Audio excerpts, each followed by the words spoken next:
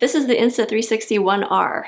It's an all-in-one camera that I've been super excited about this year because it promises to be one of the first action cameras that's an all-in-one camera, allowing you to shoot 360 video, 4K wide-angle video, and even in low-light situations with this custom-made Leica lens.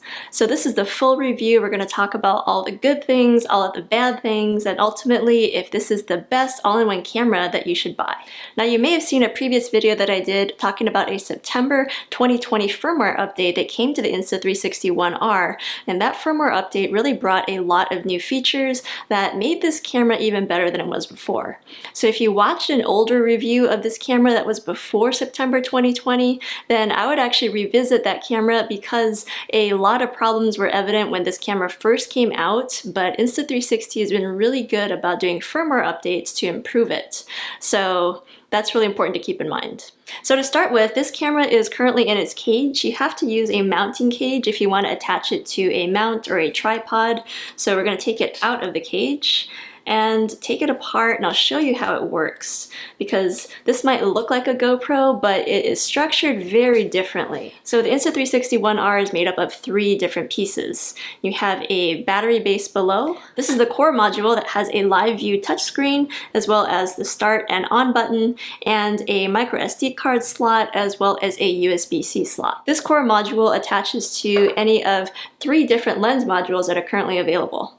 This one is the 360 lens module that has a lens on 2 different sides. Then you also have the regular 4K lens module and the Leica One-Inch sensor.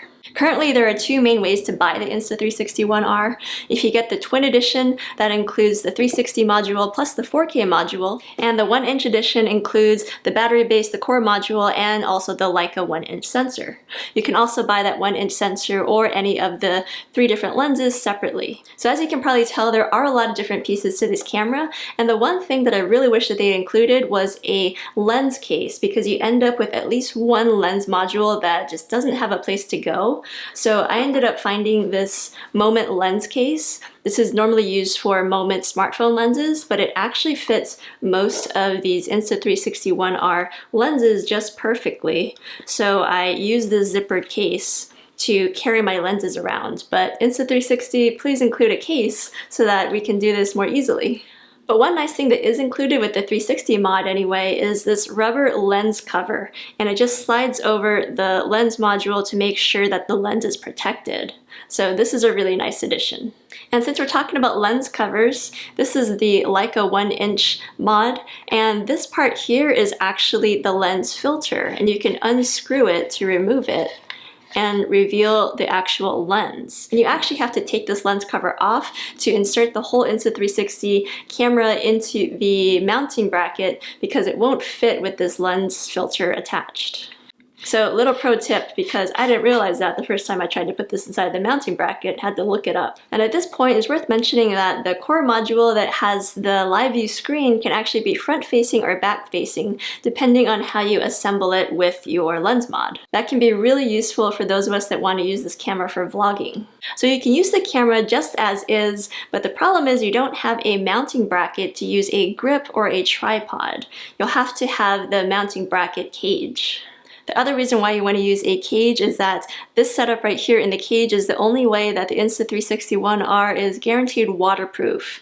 So as the camera is right now, you can stick it in up to 5 meters of water and everything should be safe. Alright, well this whole Insta360 One R is supposed to be waterproof, which is pretty incredible. If you use the 4K module, it's waterproof, and also the 360 module is waterproof to a certain, depth, but we're not going to be diving with it. But we are in the middle of the lake with our tubes and our Buckleberry sodas. Mine is at the bottom of the lake. Yeah, his dropped. So after you assemble the camera, the next step is to power it on, but do make sure that the battery is charged. You can charge the battery by plugging in a USB-C cable, and it takes about 2 hours to fully charge that battery, and the battery lasts about 70 minutes if you're shooting at 4K 60p. The Insta360 One R can be controlled by using the touchscreen on the core module or by connecting the camera to the Insta360 smartphone app for iPhone iPhone or for Android. I found that the fastest and most reliable way to use this camera was to use the touchscreen module because it is pretty responsive. And the only thing is that the menu layout is a little different, especially compared to the Osmo Action and the GoPro, so that can take some getting used to. But once you figure out where everything is, it's really easy and fast to use the touchscreen to set all of your controls. So what kind of controls are we talking about? Well, since this is an all-in-one camera, it should come as no surprise that you can shoot both photos and videos with this camera. The photo quality can be JPEG or RAW and DNG format, and the video quality is quite good. You get 4K using this 4K module, but the 360 module can shoot up to 5K. So let's talk about the image quality. Considering that this is a first generation camera, I think that the photo and video quality coming out of the Insta360 One R is really impressive. For video, you can choose to shoot in flat, which lets you add your own LUTs or color grade in post-production, or you can choose from a preset within the camera.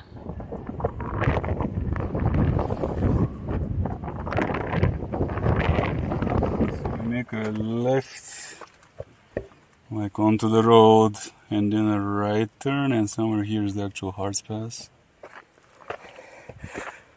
Ooh, fire look at. Whew! Can we get there?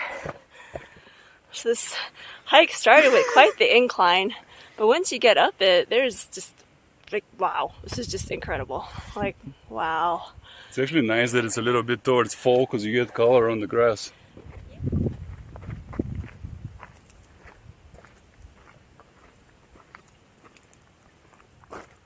This once again does remind me of Maui a lot, of the volcano. So we've made it to our final destination, the lake. So I'm switching over to the 360 module. And hopefully that means we capture more of our surroundings here.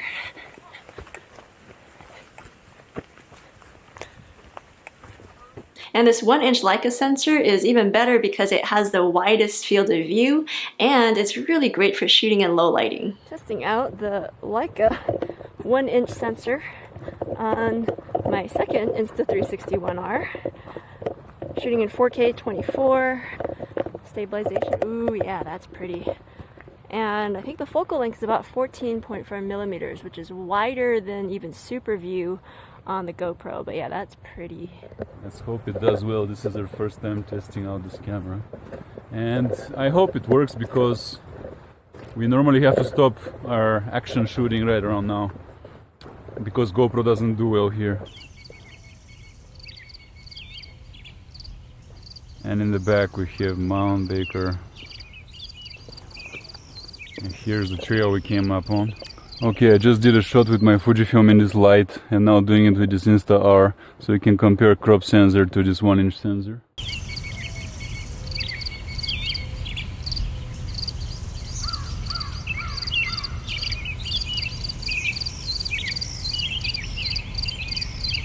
You can also shoot in slow-mo video up to 200 frames per second and do time lapses and even a star lapse using the settings in the camera.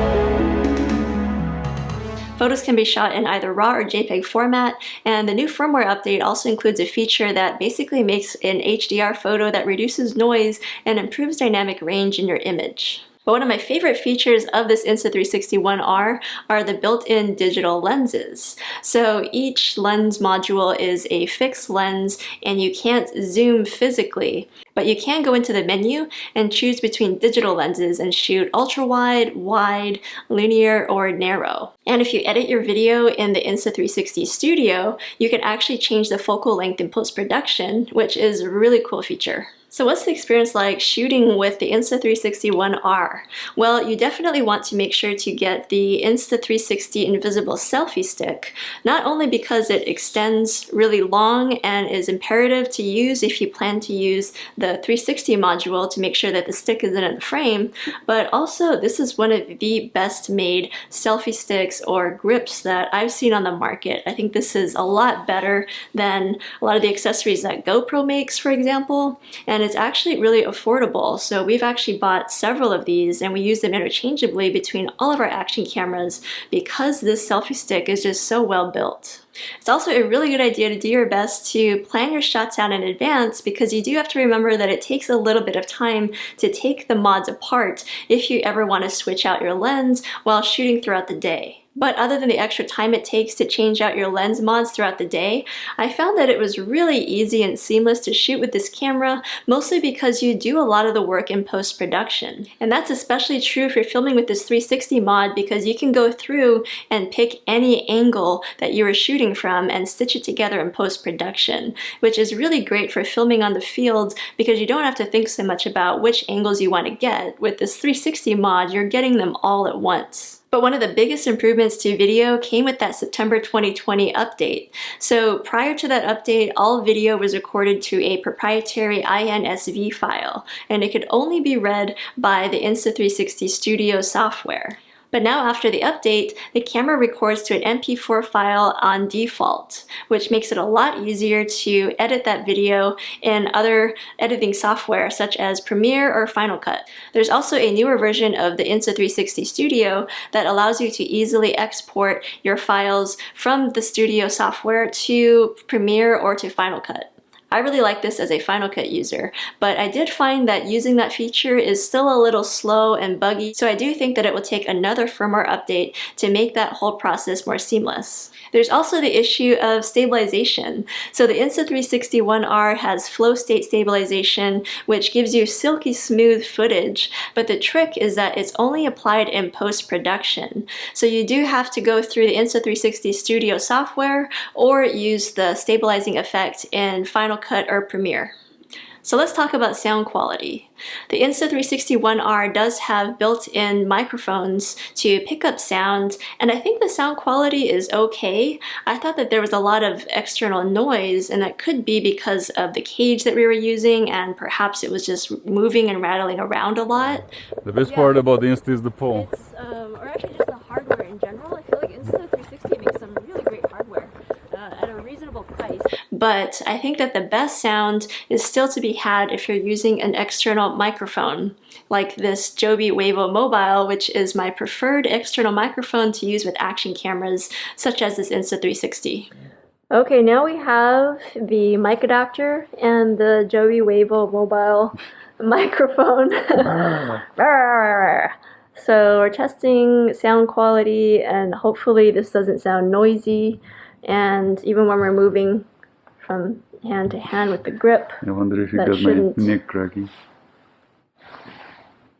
I didn't hear anything. No, you were talking. Now, unfortunately, there is no microphone jack built into the camera, but you can get an optional mic adapter, which is a lot smaller than the mic adapter made by another action camera company. And this mic adapter plugs into the USB-C port of the camera, sticks out just a little bit like this, and allows you to plug in a microphone such as this Joby Wavo Mobile. You do also want to make sure that you're using the cage that has a built-in cold shoe, because there are two different versions of the mounting bracket, one with a cold shoe mount and another without it. And once you power it on, you'll have an external microphone that is automatically connected. And you'll know that because there's a small little microphone icon that pops up on the touchscreen when you have an external microphone connected, just to verify that everything is good to go. So prior to the 2020 firmware update, there were a lot of reports, and I have to agree, I've got the sample footage to prove it, that any kind of external microphone you use with the Insta360 One R had default really low levels whenever it was recording. So that luckily has all changed after that firmware update. So now if you've done the update, then using any kind of external microphone should record with normal sound levels. The other really great thing about Insta360 as a company is that they make a lot of different accessories for their different cameras, and the accessories are really well made and they're pretty affordable considering what they do for your camera. So here are a few accessories I recommend getting for your Insta360 One R. The first is this invisible selfie stick, and this is flexible to use not only with the Insta360 One R, but with any other small action camera since it's a standard 1/4-inch tripod mount on top. There's also this mini tripod, which is meant for bullet time, which is kind of like a drone feature. It's like a special effect that you do with your Insta360 360 camera, but you don't have to use it for that feature. You can also use it as a mini tripod by itself, or you can stick this invisible selfie stick on top to give it some stability. I also recommend getting the fast charging battery hub, since you're able to quickly charge either a single battery or 2 batteries at once, because the charging time for a single battery is on the long side if you do it through the USB-C port. If you're going to be doing a lot of outdoor 360 videos, there are also these lens guards that are a little on the big side, and they can be a little complicated to attach, but they go on the outside of your 360 camera to give it some protection and also to reduce lens flares and to enhance the quality of your 360 video footage. So I think that they're absolutely worth the cost, especially if you're doing a lot of 360 work outdoors like I was doing by hiking and camping. Along the lines of lens protection, there isn't a whole lot that Insta360 gives you right out of the box. So I do recommend looking for a lens case, such as this zippered lens case. It's actually made by Moment Lens, but it fits most of these lens modules really well. And finally, if you plan to do any vlogging with the Insta360 One R, or if you want the very best sound, then you're gonna have to get this mic adapter. It's pretty cheap, pretty small, doesn't add a whole lot of bulk to your camera, and it allows you to add an external microphone. So overall, I spent several weeks testing this Insta360 One R and the 3 different modules to do a lot of hiking and travel vlogging, and I thought it was a really great and seamless experience. But there were a few drawbacks. Number one, because it's a module camera, you do have to consider the time it takes to take the whole thing apart if you ever want to change the lens out. But that is a small price to pay, considering you can go from a 4K lens to a 360 lens within just a few seconds. The second drawback is that there are certain features that only get unlocked if you edit the videos or photos in Insta360's app for smartphone or on a desktop computer. Some of those features include the FlowState Stabilization and some of the fun, creative editing effects. But that is something that Insta360 is actively working on, so I do think that that whole editing workflow will improve in the future. So my hope is that Insta360 really continues to embrace this modular approach to their cameras. I think it would be really great if we could see an expansion of some of these lenses. I mean, imagine being able to have a wide-angle lens right now, but then be able to attach a zoom lens. That would be really, really cool and a step in a really innovative direction. I also hope that other camera companies take note of this approach and start to go towards a more sustainable future where we can reuse components of our cameras and not have to throw out or sell or just put in the closet some of these cameras that get replaced every year. So is the Insta360 One R the best all-in-one camera on the market? I would say that right now it definitely is, especially in the action camera world.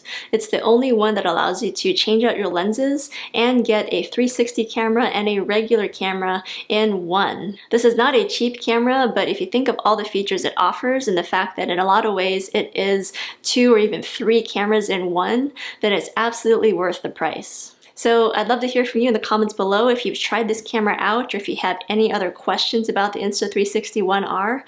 Let me know in the comments. Thanks for watching, and we'll see you in the next video.